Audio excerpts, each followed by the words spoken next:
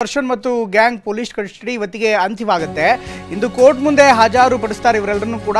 Darshan and gang police custody ಇವತ್ತಿಗೆ ಅಂತ್ಯವಾಗುತ್ತೆ.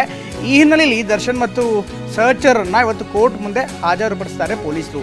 ದರ್ಶನ್ ಮತ್ತು gang ಅನ್ನ ಮತ್ತೆ ಕಸ್ಟಡಿಗೆ ಕೇಳುವಂತ ಸಾಧ್ಯತೆ ಇದೆ ಅಂತ ಹೇಳಲಾಗ್ತಾ ಇದೆ. ದರ್ಶನ್ ಮತ್ತು ಅವರ ಸಹಚರರನ್ನ ಮತ್ತೆ ಕಸ್ಟಡಿಗೆ ಕೇಳುವಂತ ಸಾಧ್ಯತೆ ಇದೆ.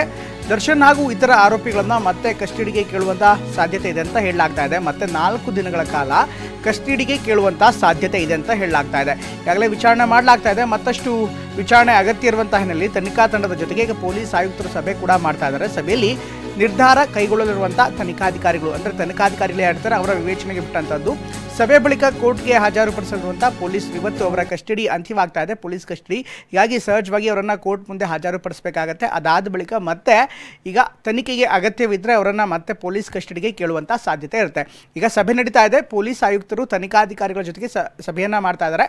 ಈ ಸಭೆಯಲ್ಲಿ ಮಹತ್ವದ ಚರ್ಚೆ ಆಗತ್ತೆ. ಅವರನ್ನು ಮತ್ತೆ ಕಸ್ಟಡಿಗೆ ಪಡಿಬೇಕಾ ಅಥವಾ ಅವರನ್ನು ನ್ಯಾಯಾಂಗ ಬಂಧನಕ್ಕೆ ನೀಡಬಹುದಾ, ಇದೆಲ್ಲದರ ಬಗ್ಗೆ ಚರ್ಚೆ ಆಗುತ್ತೆ. ಯಾಕಂದರೆ ಇವತ್ತಿನ ಸಭೆಯಲ್ಲಿ ತನಿಖೆಯ ಎಲ್ಲ ಆಯಾಮಗಳ ಬಗ್ಗೆ ಚರ್ಚೆ ಆಗುತ್ತೆ.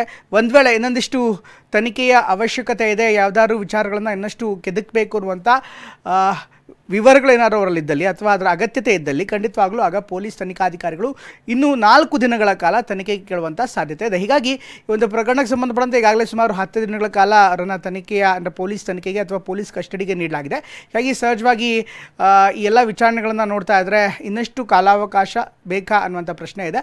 ಅದನ್ನು ತನಿಖಾಧಿಕಾರಿಗಳು ನಿರ್ಧರಿಸ್ತಾರೆ. ಈಗ 4 ದಿನಗಳ ಕಾಲ ಮತ್ತೆ ಪೊಲೀಸ್ ಕಸ್ಟಡಿಗೆ ಕೇಳುವಂಥ ಸಾಧ್ಯತೆ ಇದೆ ಅಂತ ಹೇಳಲಾಗ್ತಾ ಇದೆ. ಆದರೆ ಏಕಾಏಕಿ ಮತ್ತೆ ಅವರನ್ನು ವಶಕ್ಕೆ ಪಡೆಯೋದಕ್ಕೆ ಸಾಧ್ಯವಿಲ್ಲ. ಇವತ್ತು ಅವರ ಪೊಲೀಸ್ ಕಸ್ಟಡಿ ಅಂತ್ಯವಾಗ್ತಾ ಇರುವಂಥ ಹಿನ್ನೆಲೆ ನ್ಯಾಯಾಧೀಶರ ಮುಂದೆ ದರ್ಶನ್ ಮತ್ತು ಆತನ ಸಹಚರರನ್ನು ಹಾಜರುಪಡಿಸಬೇಕಾಗತ್ತೆ. ಅದಾದ ಬಳಿಕವಷ್ಟೇ ಮುಂದಿನ ನಿರ್ಧಾರಗಳಾಗುತ್ತೆ, ವಿಚಾರಣೆ ಆಗುತ್ತೆ. ಆಗ ಪೊಲೀಸರು ಮತ್ತೆ ಅದನ್ನು ಅಪ್ಲಿಕೇಶನ್ಸನ್ನು ಮೂವ್ ಮಾಡಬೇಕಾಗತ್ತೆ. ಮತ್ತು ಪೊಲೀಸ್ ಕಸ್ಟಡಿಗೆ ಅವಶ್ಯಕತೆ ಇದೆ. ವಿಚಾರಣೆಗೆ ಸಂಬಂಧಪಟ್ಟಂತೆ ಪೊಲೀಸ್ ಕಸ್ಟಡಿಗೆ ಅವರನ್ನು ನೀಡಬೇಕು 4 ದಿನಗಳ ಕಾಲ ಅಂತ ಮತ್ತೆ ಮನವಿ ಮಾಡಬೇಕಾಗತ್ತೆ. ಆಗ ನ್ಯಾಯಾಧೀಶರು ಪೂರ್ವಾಪರ ಎಲ್ಲವನ್ನು ಕೂಡ ವಿಚಾರ ಮಾಡಿ ಅಗತ್ಯತೆ ಇದ್ದರೆ 4 ದಿನಗಳ ಕಾಲ ಕೊಡ್ಬೋದು, ಅಥವಾ 2 ದಿನ ಕೊಟ್ಟರು ಅಚ್ಚರಿಲ್ಲ, 1 ದಿನ ಕೊಟ್ಟರು ಅಚ್ಚರಿಲ್ಲ. ಹೀಗಾಗಿ ಕೋರ್ಟ್ ಯಾವ ಆದೇಶವನ್ನು ಯಾವ ಸೂಚನೆಯನ್ನು ಕೊಡುತ್ತೆ ಅದರ ಅನುಗುಣವಾಗಿ ಇದೆಲ್ಲವೂ ಕೂಡ ನಿರ್ಧಾರವಾಗುತ್ತೆ. ಅಥವಾ ಈಗಾಗಲೇ ತನಿಖೆ ಆಗಿರುವಂಥ ಮತ್ತೆ ಕೊಡದೇನೂ ಇರ್ಬೋದು.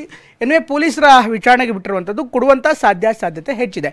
ಹೀಗಾಗಿ ಈಗ ಒಂದು ಸಭೆ ಕೂಡ ನಡೀತಾ ಇದೆ. ಇನ್ಫ್ಯಾಕ್ಟ್ ಪೊಲೀಸ್ ಆಯುಕ್ತರು ತನಿಖಾಧಿಕಾರಿಗಳ ಜೊತೆಗೆ ಅಂದರೆ ಈ ಕೇಸನ್ನು ಯಾರು ತನಿಖೆ ಮಾಡ್ತಾ ಇದ್ದಾರೋ ಅವರ ಜೊತೆಗೆ ಈಗ ಸಭೆಯನ್ನು ಕೂಡ ಮಾಡ್ತಾ ಇದ್ದಾರೆ.